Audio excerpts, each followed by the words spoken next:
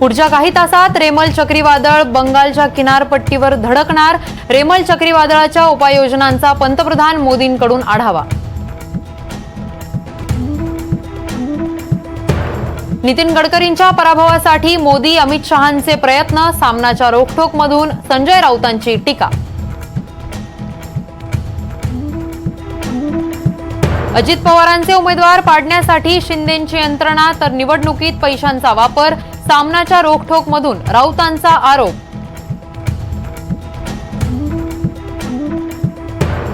संजय राऊतांना खोटं बोलायचं व्यसन, सामनाच्या रोखठोकमधील आरोपांवर सुधीर मुनगंटीवारांचं प्रत्युत्तर। गुजरातच्या मुंद्रा बंदराच्या इतिहासात आणखी एक सोनेरी पान, जगातील सर्वात मोठ्या जहाजांपैकी एक MSC ॲनाने मुंद्रा बंदरात टाकला नांगर। लष्कर प्रमुख मनोज पांडेंना 1 महिन्याचं एक्सटेन्शन, ऐन निवडणुकीच्या धामधुमीत केंद्र सरकारचा मोठा निर्णय।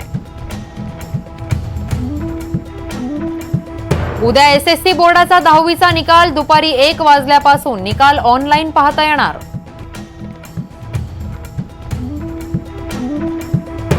धुळ्यात दोंडाई भागात उष्माघाताचे 4 बळी, अकोल्यातही पुढचे 4 दिवस उष्णतेचे, पंढरपुरात मात्र वादळी पाऊस। धाराशिवनंतर आता बीड सोलापूरलाही वळवाच्या पावसाचा तडाखा, परळी अंबाजोगाई केज धारूरमध्ये वादळी पाऊस।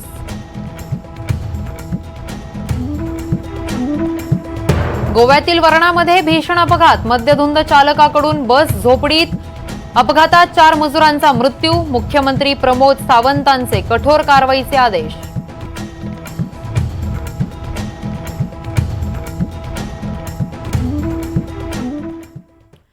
चक्रीवादळ पश्चिम बंगालच्या किनारपट्टीवर धडकण्याची वेळ हळूहळू जवळ येते।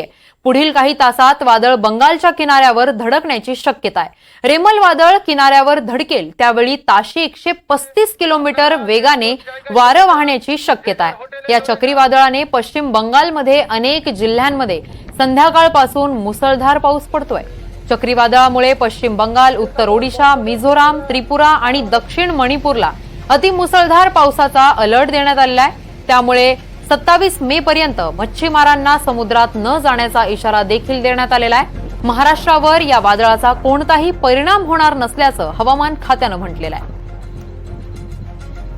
दरम्यान पंतप्रधान नरेंद्र मोदींनी पश्चिम बंगालमध्ये येऊ घातलेल्या वादळासाठी करण्यात येत असलेल्या उपाययोजनांचा आढावा देखील घेतलेला आहे।